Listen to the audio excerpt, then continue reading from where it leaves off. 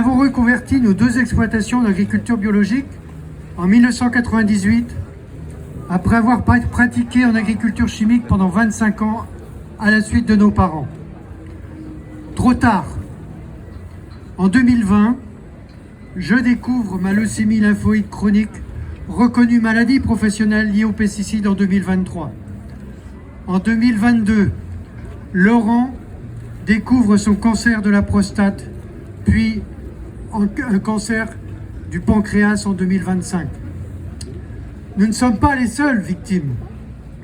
Avec le collectif de soutien aux victimes de pesticides de l'Ouest, plus de 300 paysans et malades de l'Ouest ont fait reconnaître par la Mutualité sociale agricole et le FIVP, le Fonds d'indemnisation des victimes de pesticides, leur maladie professionnelle liée aux pesticides. L'immense majorité des paysans atteints de cancer ignorent cette procédure de reconnaissance de maladie professionnelle. La MSA, notre organisme de sécurité sociale, pratique encore l'omerta pour ne pas affoler les assurés sociaux. Aucune information auprès de ces assurés, il ne faut pas affoler. C'est tout bon pour le chiffre d'affaires de l'industrie des pesticides, Bayer, BASF, Dupont, pour les vendeurs de ces produits, dont la multinationale Avril de M. Arnaud Rousseau, président de la FNSEA, qui engrange les dividendes grâce à une industrie mortifère. Nous pouvons en parler parce que malheureusement, tous les ans, tous les mois, nous enterrons des copains qui décèdent de leur maladie liée aux pesticides. L'année dernière, nous avons enterré Christian, qui était notre figure de proue, qui après un cancer de la prostate et une leucémie foudroyante, malgré sa volonté, est décédé.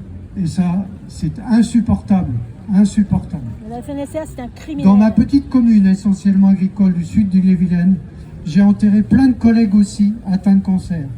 Entre 20 et 25% de ceux qui se sont installés dans les années 60 ont subi un cancer. Je suis le seul encore à avoir osé faire la démarche de reconnaissance de maladie professionnelle.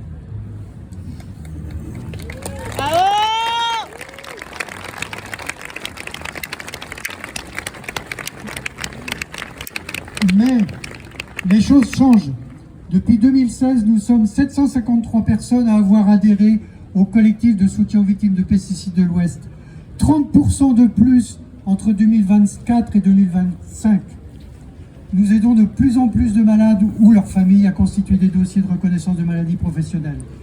Des paysans ayant pratiqué en agriculture chimique ou leurs familles nous contactent pour entamer des démarches. Depuis début 2026, nous apprenons que le FIVP allait dépasser en 2025 son budget de 18 millions de versements d'indemnités pour maladies liées aux pesticides. Donc c'est nos cotisations, accidents du travail, accidents maladie, qui vont risquer d'augmenter du fait de l'explosion de ces maladies. Et le FIVP est quasiment pas alimenté par l'industrie chimique qui est la seule responsable de ces produits. C'est scandaleux. Et de plus, scandale encore plus important, le 17 novembre dernier, lors d'une spectaculaire action chez BASF près de Rouen, nous prouvons la production de pesticides interdits en Europe. Et sur son site internet, BASF s'enorgueillit de produire des molécules de médicaments anticancéreux.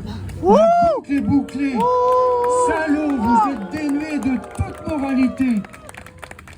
Alors, nous affirmons, Laurent et moi, avec beaucoup d'autres paysans, 27 ans après avoir abandonné les pesticides et produits de synthèse dangereux pour la santé de tous, que nous pouvons produire une alimentation saine en tournant le dos à tous ces produits et industries mortifères. Nous dénonçons le double discours des Duplon, Rousseau, Genevard. Quand ça les arrange, ils s'appuient sur la science quand il faut justifier l'abattage des bovins atteints de DNC. Mais ils refusent les études des centaines de scientifiques qui attestent de la dangerosité des pesticides. Ils refusent les alertes des médecins y compris de l'Ordre national des médecins, sur la dangerosité des pesticides. C'est inadmissible.